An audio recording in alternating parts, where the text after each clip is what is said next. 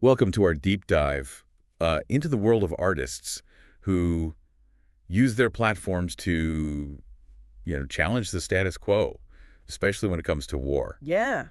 Um, for this deep dive, you've shared some excerpts from speeches and essays by Howard Zinn, Right? the historian and activist. Yes. And I have to admit, his perspective on American history is pretty unique. It is. So I'm excited to see what we uncover. Me too. So to start us off, Okay. Zinn seems to really dive deep into this idea that artists have a responsibility that goes beyond their art. Right. That they should be engaged citizens who speak out against injustice. Yeah, he really believes that artists, like all citizens, have a moral obligation to engage with the important issues of their time. Interesting. Going beyond just their professional roles. Okay, but isn't that asking a lot? I mean, Yeah. some artists just want to create beauty Mm-hmm. to escape from the harsh realities of the world. Right. Being- I understand that perspective, Yeah. but Zinn argues that everyone has a role to play in shaping a just society. Okay. He even uses this anecdote about a debate among historians during the Vietnam War. Oh, wow. Some historians argued that they shouldn't take a stand because they were just historians. Right. Zinn's response was, "Whose business is it if not ours?" Wow. It's a powerful reminder that silence in the face of injustice is its own form of complicity. That's a really good point. Yeah. So you're saying even if you're not a politician or an activist, Yeah, your voice matters. absolutely. Your art matters. Mhm. You have a responsibility to engage with the world around you. Yes, and Zinn calls for this transcendence in artists. Transcendence. Yeah, to see beyond the accepted narratives and push boundaries. It makes you wonder, what did he really mean by transcendence in this context? He's not just talking about creating beautiful or thought-provoking art, Okay. but using art as a tool to challenge the status quo, Right. to expose injustice, to inspire action. Hmm. Think of it as artists tapping into a deeper level of awareness and Sure. responsibility, using their creativity to challenge conventional thinking. So it's not just about aesthetics. No. It's about using their platform to speak truth to power. Exactly. And this becomes even more crucial during times of war, Oh, yeah. when there's immense pressure to conform and support the government's actions no matter what. Yeah. Zinn critiques this blind acceptance of authority, even from respected figures like Dan Rather and Al Gore, Wow. who readily accepted George W. Bush as their leader after 9/11. It's like everyone just fell in line, Yeah. afraid to question the official narrative. Right? But shouldn't we be more critical? You should. Especially when the stakes are so high. Absolutely. After all, like journalist I.F. Stone said, Yeah. governments lie. That's the point Zinn is making. Mm. This uncritical acceptance can erode our ability to think for ourselves, Oh, to discern truth from propaganda. right. And that makes us vulnerable to manipulation, Yeah. especially during wartime when fear and nationalism are running high. Yeah. He's urging us to be skeptical, Okay. to question the information we're given and to form our own opinions based on evidence and critical thinking. So how do we do that? Hmm. How do we break free from this tendency to blindly follow authority, especially when it comes to issues as complex and emotionally charged as war? Zinn provides some historical examples of artists who did just that, Oh. who dared to challenge the prevailing narratives and speak truth to power, even when it was unpopular. Okay, so give me an example. He starts with Mark Twain. Mark Twain, Yeah. who we usually think of as a humorist and novelist, Right. not necessarily a political activist. Yeah, I mean, most people know him for Tom Sawyer and Huckleberry Finn, Right. not his anti-war stance. Exactly. Right. But he became a vocal critic of the Philippine-American War, Okay. which many Americans at the time supported. Interesting. Twain saw it as an act of imperialism, a betrayal of American ideals. Wow. He believed that true patriotism lay in challenging the government when it was wrong, not blindly following it into war. That's pretty powerful. He even said, to be loyal to rags, to shout for rags, to worship rags, to die for rags, that is the loyalty of unreason. So he was basically saying that blind allegiance to the government can be dangerous. Right. Is this similar to what Emma Goldman believed? Absolutely. Okay. Goldman, who Zinn spends a considerable amount of time discussing, had a very similar view. Okay. She loved her country, but was deeply critical of its government and its actions, particularly when it came to war and social injustice. So both Twain and Goldman embody this idea of patriotic dissent, Exactly. that you can love your country and still challenge its policies, Mm-hmm. especially those that you believe are harmful or unjust. That's right. It's fascinating that Zinn connects these ideas all the way back to the Declaration of Independence. Hmm. He reminds us that our founding fathers believed citizens had the right, even the duty, to challenge a government that wasn't upholding their rights. It's a reminder that dissent is woven into the fabric of American democracy.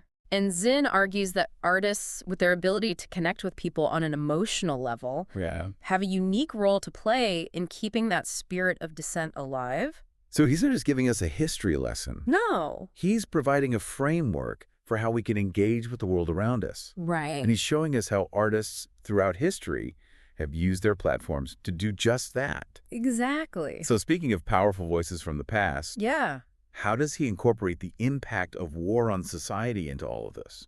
Zinn highlights how war often silences dissent and creates a climate of fear where questioning the government can be seen as unpatriotic. Wow. But he also showcases the courage of those who refuse to be silenced. Okay. He uses the example of E. Cummings' poem I Sing of Olaf Glad and Big, Interesting. which portrays the resistance of a conscientious objector during World War I. Wow. Olaf's refusal to fight, his willingness to face imprisonment and ridicule for his beliefs, Yeah. really captures the essence of speaking truth to power. That's so powerful how artists can use their craft to convey complex emotions or ideas that might be difficult to express otherwise. Yes. It makes you think about all the different ways people have resisted war throughout history, not just through political activism, but through art, Right. music, literature, and even simple acts of defiance. Exactly. And Zinn points out that after the horrors of World War I, Yeah. there was a growing realization that maybe there are no good wars, Right. that war itself is the problem. He even quotes a student who said, "War is not like wine. War is like cyanide. Wow. One drop and you're dead." That's chilling. That's a chilling analogy. Yeah. But it underscores the devastating consequences of war that often get overshadowed by patriotic rhetoric and propaganda. And it does. It makes you wonder, how do we reconcile this inherent destructiveness of war with the fact that sometimes it feels unavoidable? Right, yeah. Where do we draw the line? Those are tough questions. They are. And that's precisely what Zinn wants us to grapple with. He doesn't offer easy answers, Yeah, but he encourages us to be critical thinkers, right. to question assumptions, and to consider the full spectrum of consequences before resorting to violence. So he's pushing us to move beyond simplistic solutions and to engage with the complexities of war and peace in a more nuanced way. Exactly. And he does that by showcasing the diverse voices of artists who dared to speak truth to power, even during times of war. I can't wait to hear about the specific examples he uses to illustrate this. Yeah. What other artists does he bring into this conversation? Well, that's where we'll pick up in the next part of this deep dive. Okay. We'll explore how artists like Eugene O'Neill, Langston Hughes, Joseph Heller, and Kurt Vonnegut tackled the complexities of war and its impact on society. Sounds fascinating. Yeah. I'm especially curious to hear how their perspectives differ and how they all contribute to this larger conversation about art and social responsibility. I think you'll find it really interesting. Yeah. See you in part 2. See you then. Welcome back to our deep dive into artists who dared to speak truth to power. Yeah. We left off with Howard Zinn's challenge for us to consider, the potential destructiveness of war. Right. So now let's explore some specific artists Okay. who really confronted the complexities of war. Yeah, let's start with playwright Eugene O'Neill. Okay. He wrote this really scathing letter to his son during World War II, expressing deep disillusionment with those in power. It's interesting that you bring up O'Neill because you don't usually associate playwrights with, Right. Anti-war sentiment. Yeah. What exactly did he say in his letter? He basically told his son that war is futile, Wow. that those in power will always find reasons to send young men to die for their own agendas. It makes you wonder how many parents throughout history have felt that same sense of helplessness and despair Yeah. watching their children go off to war. It's a universal feeling. Yeah, Zinn's inclusion of this personal letter really adds a human dimension to this discussion. Definitely. And this sense of disillusionment is echoed in the works of other artists. Zinn highlights. Exactly. Langston Hughes, for example, Yes. used his poetry to critique American imperialism. Right. His poem, Columbia, with its stark imagery and biting tone, really challenges the narrative of American exceptionalism. I'm not super familiar with Hughes' work, Okay. but that sounds pretty radical for the time. It was. Was this a common theme in his writing? Hughes was a leading voice in the Harlem Renaissance, Right. a period of incredible artistic and cultural flourishing among African Americans. Okay. He often used his platform to expose the hypocrisy of American society, particularly its treatment of Black people. Yeah. His poem Columbia is a powerful indictment of America's exploitation of other nations Wow. and its tendency to cloak its actions in the language of freedom and democracy. So he's not just speaking out against war. No. He's connecting it to larger systems of oppression and injustice. Exactly. He saw the connections between war, imperialism, and racial injustice. It makes you think about how often war is used to distract from domestic problems. Yeah, Or to further the interests of the powerful. that's a really important point. And Zinn doesn't stop with poetry. Nope. He also delves into the world of fiction, Right. highlighting how novelists like Joseph Heller Yes. and Kurt Vonnegut exposed the absurdities and horrors of war. Your work is so powerful. I love Catch-22 Yeah, and Slaughterhouse-Five, me too. but I never really thought of them as explicitly anti-war novels. They seemed more focused on the psychological impact of war. That's true. Yeah. But it's through that exploration of the psychological that they reveal the true cost of war. I see. Heller's satirical portrayal of the bureaucracy and illogical reasoning behind war in Catch-22 Yeah.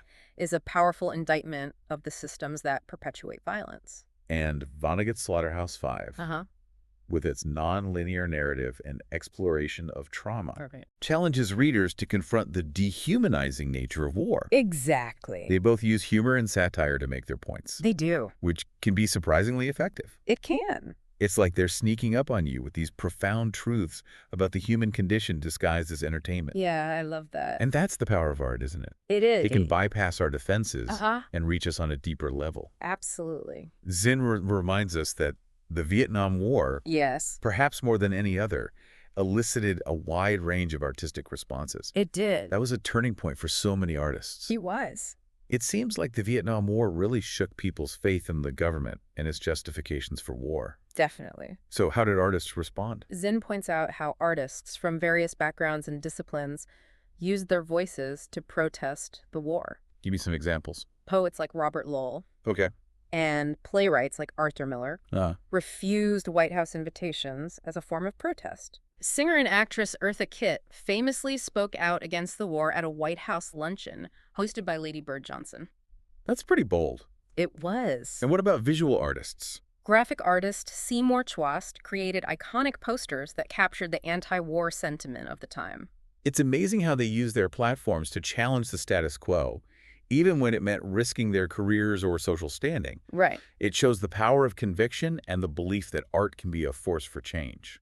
And this brings us back to Emma Goldman, Okay. who Zinn sees as a central figure in this narrative of artists speaking truth to power. Mhm.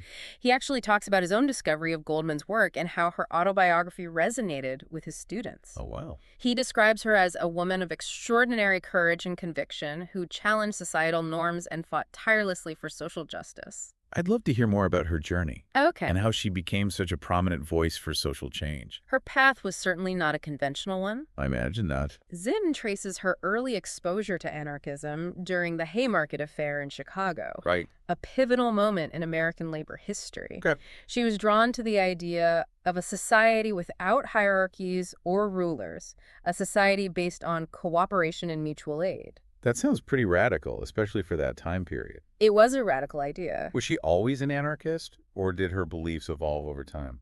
Her beliefs were shaped by her experiences and her observations of the injustices of the world.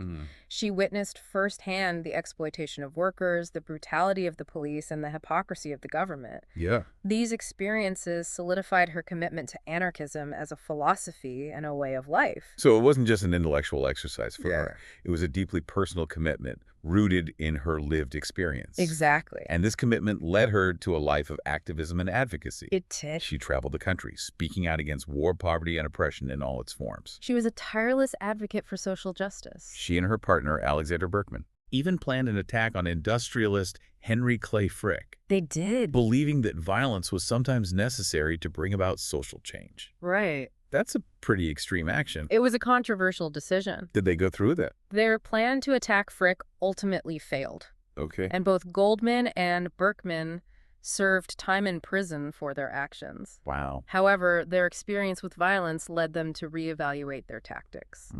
They eventually shifted towards peaceful resistance, recognizing the complexities and unintended consequences of violence. So they were willing to learn and evolve, They were. even if it meant challenging their own deeply held beliefs. Exactly, and that's what makes their story so compelling. It does. They were constantly questioning, challenging, and pushing boundaries.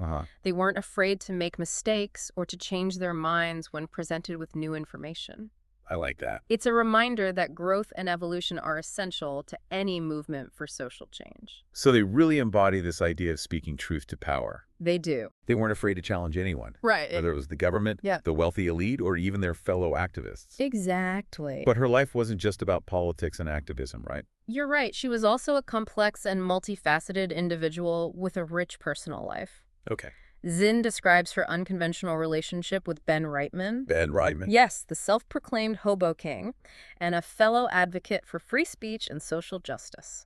That sounds like a fascinating dynamic. It was. I'm curious to hear more about their relationship. Okay. And how it fit into her larger life story. Well, that's where we'll pick up in the next part of our deep dive. No, all right. We'll explore Goldman's personal life, her anti-war activism during World War I, her imprisonment and deportation, and ultimately her enduring legacy as a champion of free speech and social justice.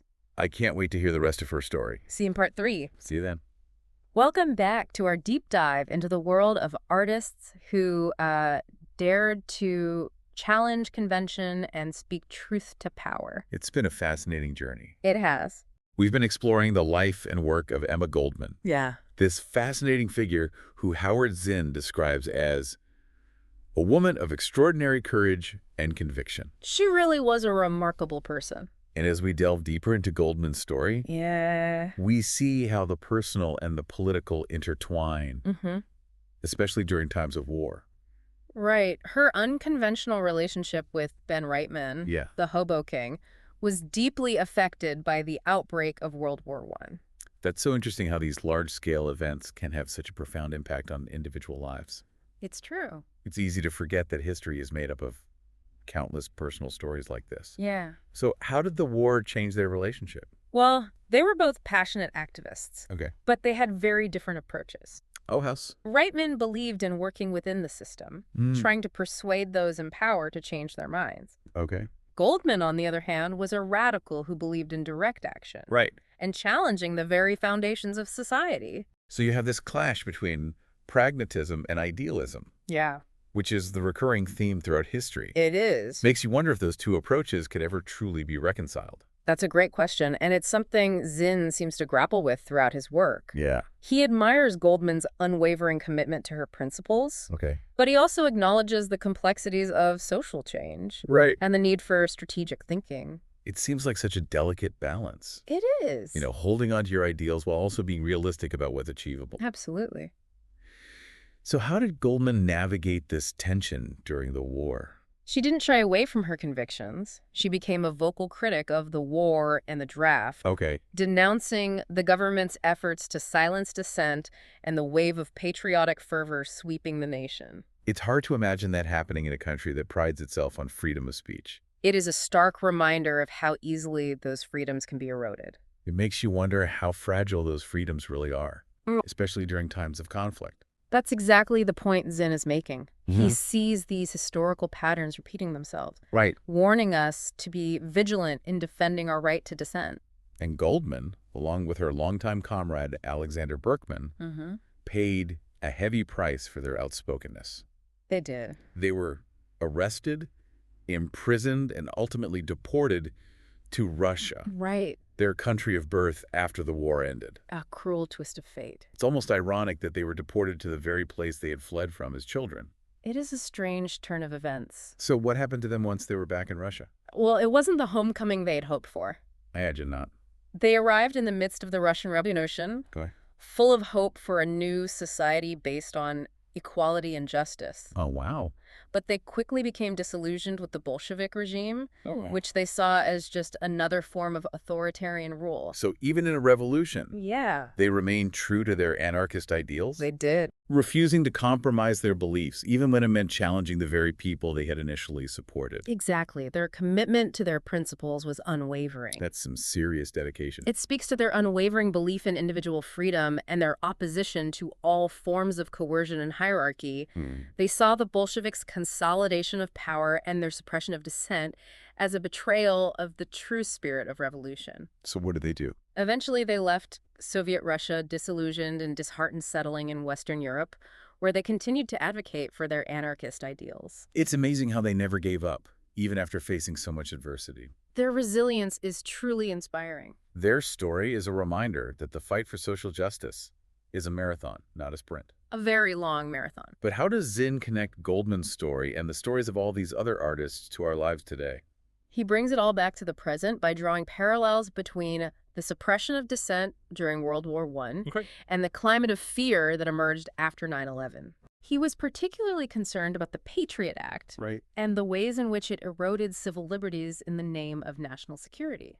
It seems like there's this recurring pattern throughout history, There is. where those in power exploit fear and uncertainty to justify expanding their control and silencing opposition. It's a pattern we need to be aware of and resist. So Zinn is warning us against falling into this trap, He is. urging us to be critical thinkers, to question the information we're given, and to speak out against injustice wherever we see it. Yes. He believes that true patriotism lies in holding our leaders accountable, Okay. not blindly following them into war or accepting their justifications for curtailing our freedoms. He's really challenging us to be active participants in our democracy, not passive bystanders. Exactly. And he doesn't just point out the problems. Right. He also offers a way forward. And what is that? He believes that art in all its forms can be a powerful tool for social change.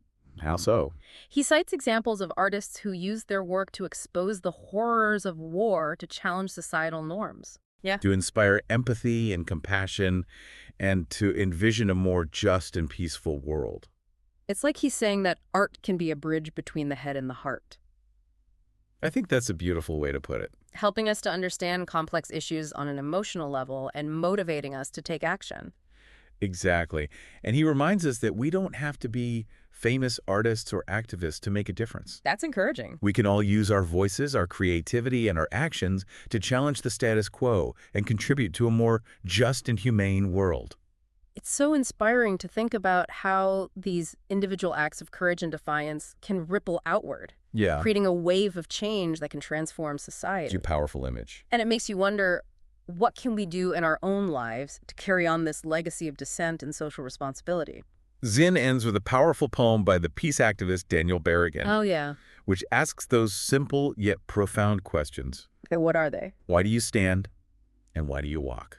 Wow. It's a call to reflect on our own values. To consider what we're willing to fight for, Right. and to find the courage to take action even when it's difficult. Those are questions that stay with you long after you hear them. They do. They force you to confront your own sense of purpose and responsibility in the world. Exactly. It's not just about what we believe, but what we're willing to do to make those beliefs a reality. That's the essence of Zinn's message and the message of all the artists he celebrates. It is. It's about recognizing our shared humanity, Yeah. understanding the interconnectedness of all things, and using our voices and actions to create a world where everyone has the opportunity to live a life of dignity, freedom, and peace. Beautifully said. Thank you for joining us on this deep dive into the powerful legacy of artists speaking truth to power. It's been a pleasure. We hope you continue to explore the works of these remarkable individuals, I encourage everyone to do so. to find inspiration in their unwavering commitment to justice, And to challenge the status quo. and to discover your own unique way to make a difference in the world. That's what it's all about.